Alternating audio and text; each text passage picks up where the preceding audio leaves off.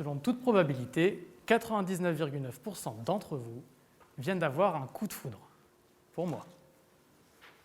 Ça arrive. Non. En réalité, il se peut que j'ai un petit peu, beaucoup, gonflé les chiffres. Mais encore heureux, vous pouvez en mourir. Mourir d'amour. C'est beau, non? Il existe en effet des pathologies cardiaques qui provoquent des arythmies lorsque le cœur est exposé à l'adrénaline.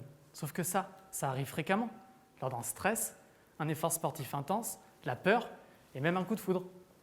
Chez les personnes souffrant de ces pathologies, un simple coup de foudre pourrait alors devenir mortel. Alors elle court, la maladie d'amour, autant vous dire que là, elle ne court plus.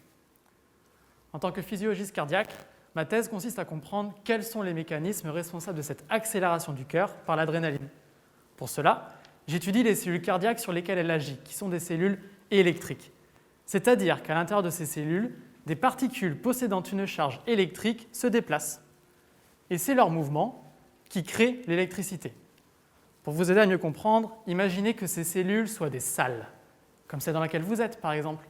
Une salle, mais avec plein de portes. Ces portes, elles existent également à la surface des cellules. On les appelle des canaux ioniques. Maintenant, imaginez dans ces salles des milliers de chats qui, fidèles à eux-mêmes, rentrent, sortent, re-rentrent, ressortent, tout le temps. Ce sont nos fameuses particules chargées.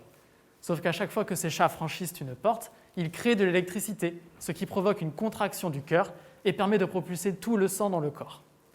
Moi, grâce à des électrodes, je suis capable de mesurer cette activité électrique et par conséquent le comportement de mes chats.